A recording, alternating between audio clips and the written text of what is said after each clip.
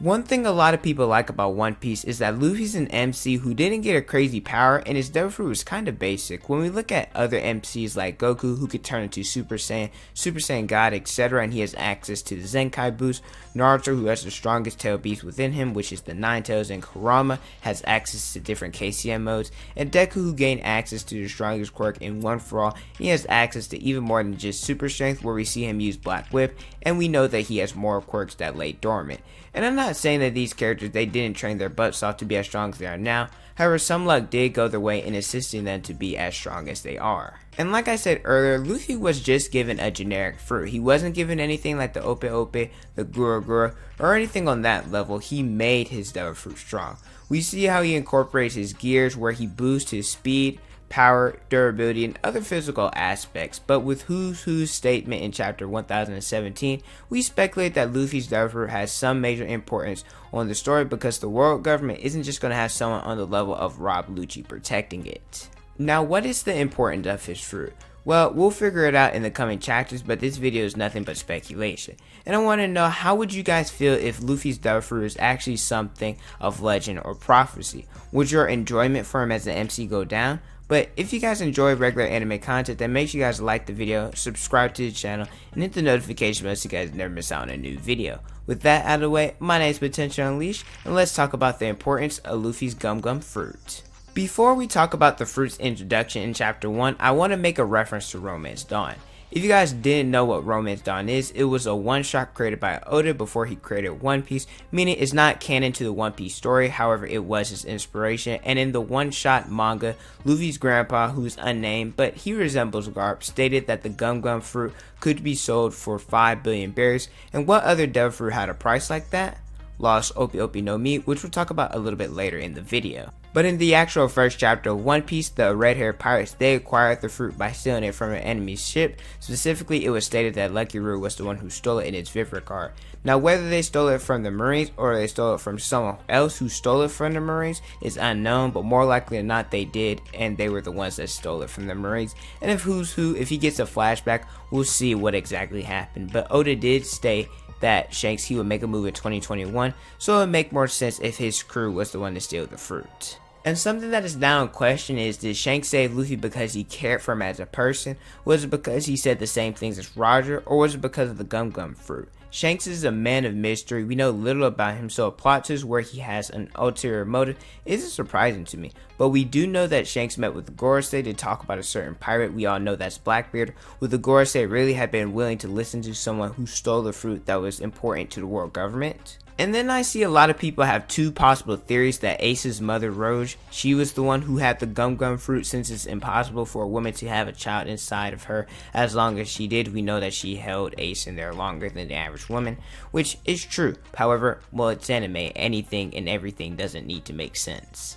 And then there's the people who believe that Roger had the Gum Gum fruit, meaning that the former Pirate King and the future Pirate King, that they shared the same devil fruit. However, when you look at Roger's execution, he wasn't shown to have sea stone cups, and he wore regular wooden cups. And there's also people like Shanks, Rayleigh, Buggy, Whitebeard, and other characters who would have noticed the devil fruit since they interacted with Roger the most.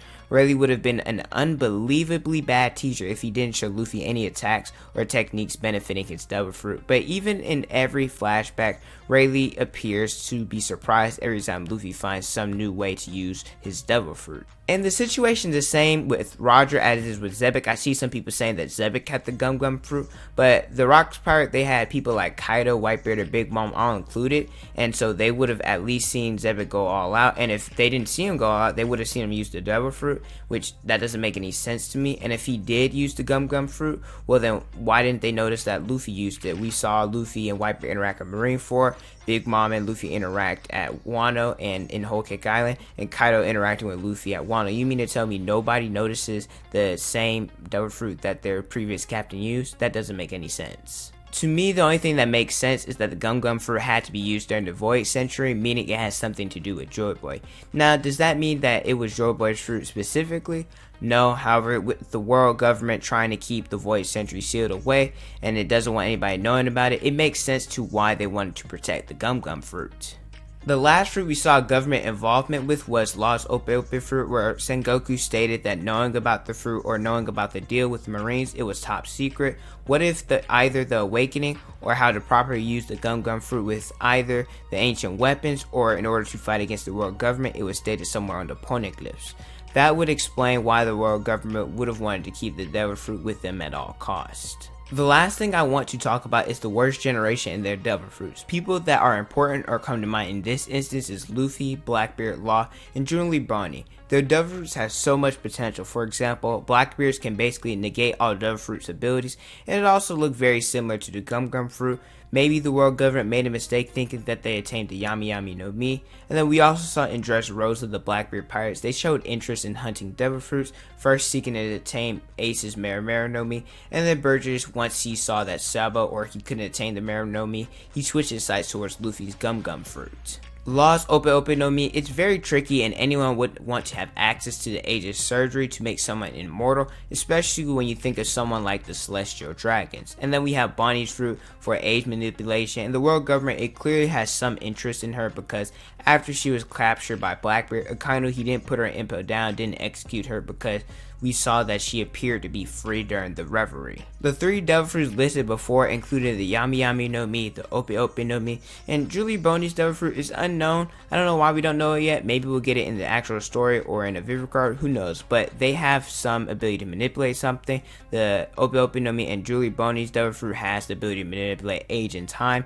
and then the Yami Yami no Mi, it has the ability to manipulate other devil fruits. But what about Luffy? What makes his devil fruit such an asset to the world government? It's quite simple, the potential it has. The main thing about Luffy's devil fruit we see in the story, it deals with protection and durability. Most times because he's rubber, Luffy doesn't feel pain or damage and he easily tanks or sends back attacks at his different opponents.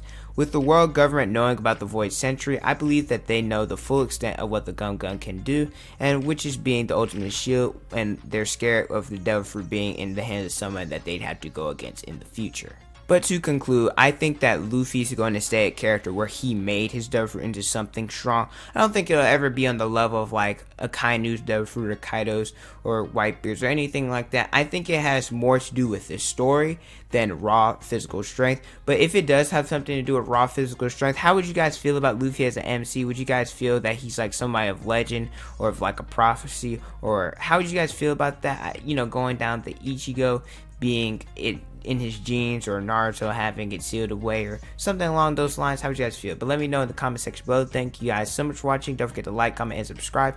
Also hit the notification bell so you guys never miss out a new video from my Instagram, Twitter, Snapchat. It's on the screen in the description below. Thank you guys so much for watching, and don't forget to unleash your potential.